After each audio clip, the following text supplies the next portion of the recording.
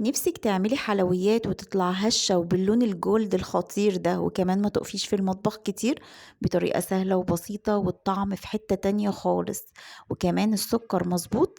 أنا هبة إبراهيم، نعمل وصفات سهلة جدا وبسيطة وكمان خطيرة. ولو كنتي أول مرة تشوفيني ما تنسيش تدوسي لايك وشير. هاتي حلة وهننزل بكوبايتين من السكر، عليهم كوباية ونص من المية، وهنحط عليهم عصرة ليمونة، ونرفعهم على النار لمدة 7 دقايق. أي نوع من المكسرات، كوباية بقى من السمنة السايحة. وهناخد كده لفة جلاش، هاخد ورقة ورقة، هبدأ إن أنا أدهنها مادة دهنية وهتنيها كده لنصين، وهحط المكسرات في الطرف، وهجيب عصاية الشيش طاووق هحطها كده في النص وهبرم عليها. الطريقة دي سهلة جدا وبسيطة، وكمان بتديكي نتيجة هايلة جدا. هنا بدأت ان انا اكشكشها واخرج العصاية من الشيش طاووق. في طريقة تانية وتعمل معاكي كمان كمية كبيرة جدا.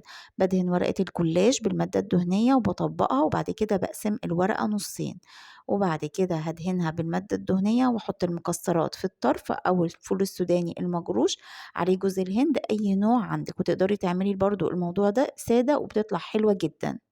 هنكشكشها وهنحط كده في الصاج بتاعنا مدهون مادة دهنية، وهنبدأ نعمل كلها كده بنفس الشكل. خلصنا كل الكمية، هنعمل شكل تاني اللي هي شكل الوردة. هبدأ برضو أجيب الورقة بتاعة الجلاش أدهنها مادة دهنية. أنا هنا كانت الورقتين مقطوعين، فدهنتهم كده وحطيتها وكشكشتها، عملتها زي الستارة، بسيب الطرف الأخير وهعملها زي لفة الوردة. تعالي بقى بورقة بقى سليمة بندهنها برضو مادة دهنية، وابدأ ان انا اطبقها نصين. انا بعمل الحركة دي ليه؟ عشان الورقة ما تبقاش خفيفة معايا وانا ببرم، ما تتقطعش معايا، وتبقى سهلة خالص معايا. برمت على الشيش، على عصاية الشيش طاووق، كشكشي زي الستارة، وسيبنا الطرف الاخير وبرمنا زي الوردة.